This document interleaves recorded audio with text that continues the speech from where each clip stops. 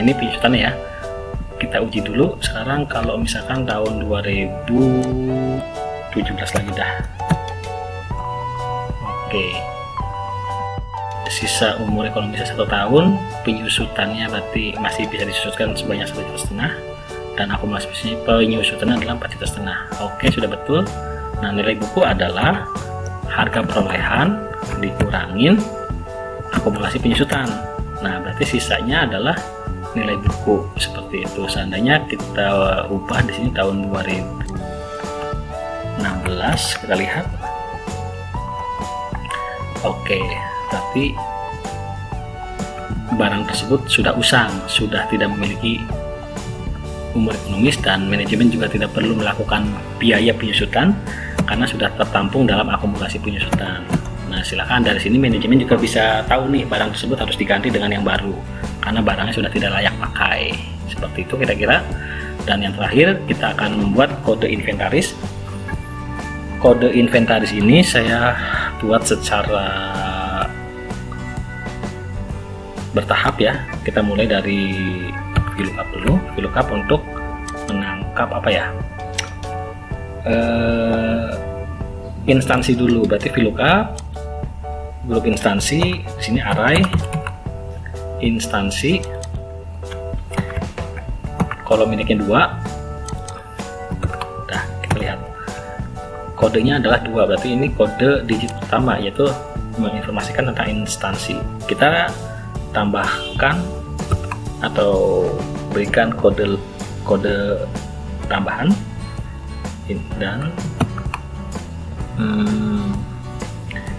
titik ya, titik dan VLOOKUP. Oke, tadi kode instansi sudah. Sekarang kita bikin ruang ya, berarti ruang array ruang kolom indeks 2.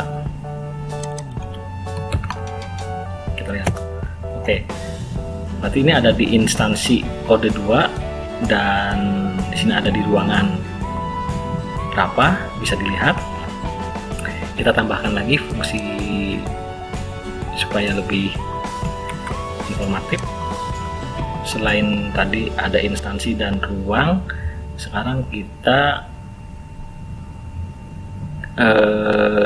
grupnya, masukin grup ya, berarti VLOOKUP. Di sini grup aset, berarti kita pakai array aset. Untuk kali ini kita pakai kolom indeks 2. Oke, kita lihat. Oke, berarti di sini udah ada kode instansi, kode ruang, kode grup aset. Kita tambahkan lagi, kasih dan tanda petik. Tanda petik ini adalah untuk data fungsi penghubung ya. Berarti tadi kita sudah masukkan instansi sudah, ruang sudah, grup aset sudah. Sekarang grup barang. VLOOKUP grup barang. Berarti di sini array barang, kodenya 2.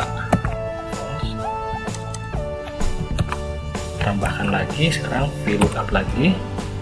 Kita lihat dulu. Tadi grup barang sudah, instansi sudah, grup aset sudah. Berarti sekarang sumber dana. Yang terakhir sumber dana ya, sumber dana.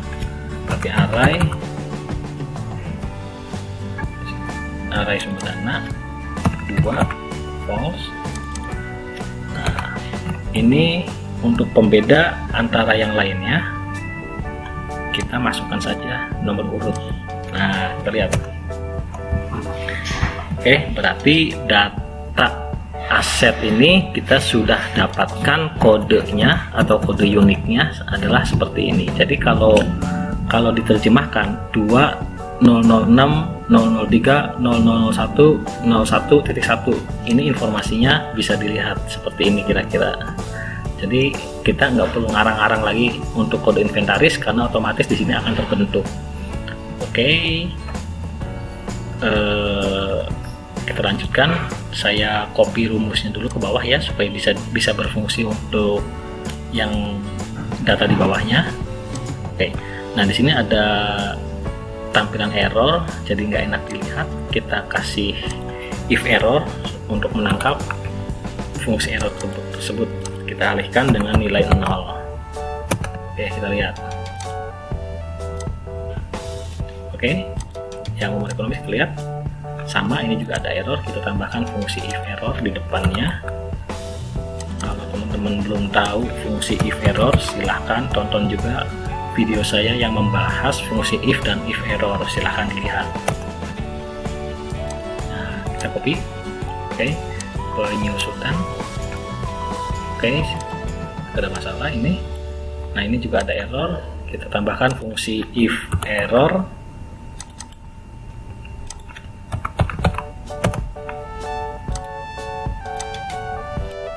Kemudian nilai buku kita lihat. Oke, nggak ada masalah. Kode inventaris, oke, ada error, kita tambahkan fungsi if error. Panjang banget ya rumusnya, apa dah.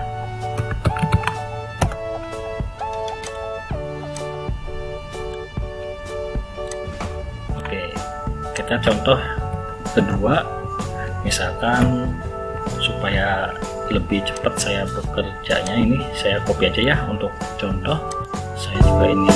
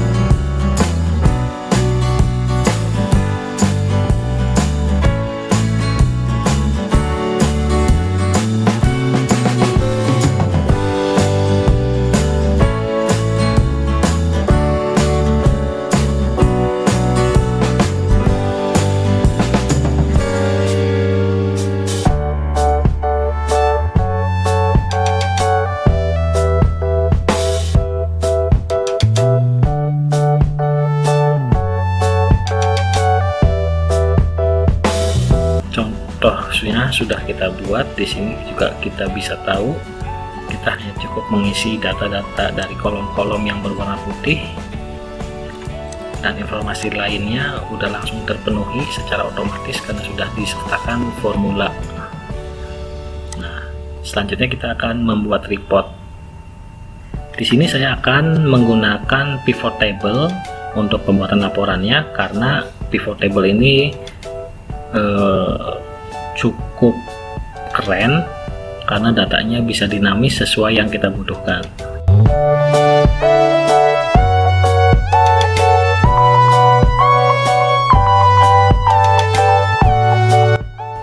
Sebelum membuat report, kita kasih nama dulu data ini atau rank ini.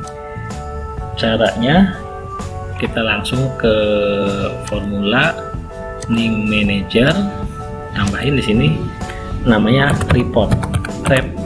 Nah, menggunakan rank dinamis. Di sini data is of set transaksi. Kita mulai dari nomor 0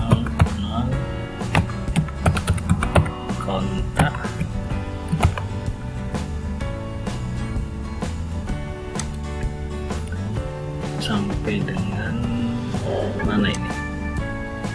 P.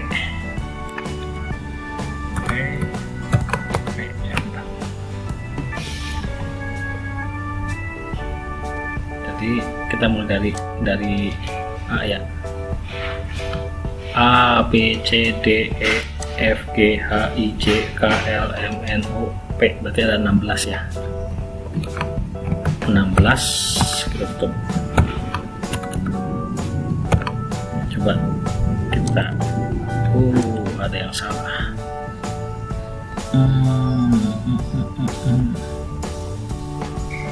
Kita belum tambahin titik koma di sini ya. Kita coba lagi. Report. Oke, ini report sudah. Nah, sekarang kita buat data validasi. Kita buat dulu pivot table-nya menggunakan insert, kemudian pivot table ranknya ini ya, ini pakai new worksheet ya. Oke, kita lihat dulu di optionnya, kita lihat sebentar, change data source. Nah, data source-nya ini kita ganti aja pakai report. Kenapa pakai report? Supaya lebih dinamis, jadi kalau datanya nanti bertambah otomatis akan bertambah di pivot table-nya. Nah,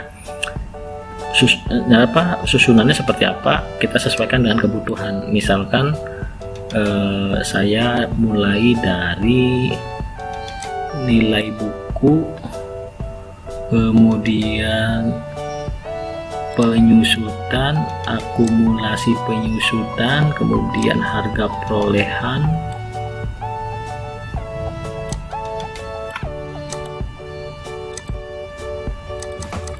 kemudian di mana ya, di sini saya mau tahu instansi, kemudian grup aset, nah kemudian grup barang.